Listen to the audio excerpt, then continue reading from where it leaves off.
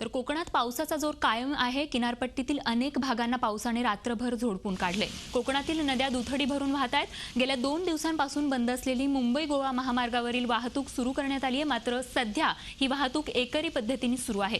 मुंबई गोवा महामार्गावरील परशुराम घाटात दरड कोसळल्याने गेली 2 दिवस या ठिकाणची वाहतूक बंद होती।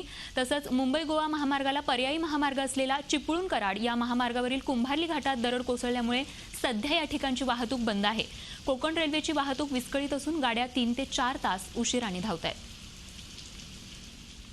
तर कोकण रेल्वेची वाहतूक विस्कळीत झाल्याचं आपल्याला पाहायला मिळते। मुंबई गोवा महामार्गावर दरड कोसळल्यामुळे या ठिकाणची वाहतूक विस्कळीत झाली आहे। तर परशुराम घाटात दरड कोसळण्याच्या 2 घटना घडल्या होत्या, त्यामुळे परवा आणि काल या ठिकाणची वाहतूक बंद होती, मात्र आज या ठिकाणची वाहतूक सुरू करण्यात आली। मात्र ही वाहतूक एकेरी पद्धतीने सध्या सुरू आहे। तर मुंबई गोवा महामार्गाला पर्यायी मार्ग असणारा चिपळूण कराड हा महामार्ग आज बंद आहे। प्रणव पोळेकर आमचे प्रतिनिधी या संदर्भात आपल्या सोबत आहेत, त्यांच्याकडून अधिक माहिती जाणून घेऊयात। प्रणव, काय माहिती आहे? आपण पाहतोय की पर्यायी महामार्ग आज बंद असल्याचं आपल्याला पाहायला मिळतंय, तर कोकण रेल्वे महामार्ग जो आहे तो एकेरी पद्धतीने सुरू आहे, काय सांगाल?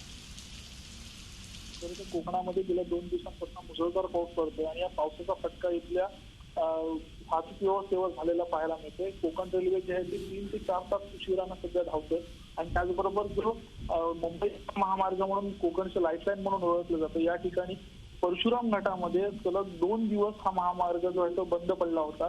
तिथे एकेरी वाहतूक सुरू केली जाते, मात्र रात्री पुन्हा जोरदार पाऊस आल्यामुळे पुन्हा दरडी कोसळतात।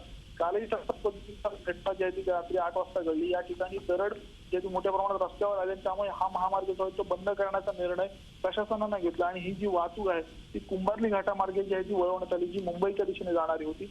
मात्र जो कुंभार्ली घाट जो आहे तो या ठिकाणी आज सकाळी दरड कोसळल्यामुळे हा घाटही बंद पडला होता आणि मात्र त्यामुळे प्रशासनानं परशुराम घाट आहे तो त्या ठिकाणची दरड हटवण्याचं काम हाती घेतलं आणि हा घाट जो आहे तो सकाळी 8 वाजता जो सुरू करण्यात आला।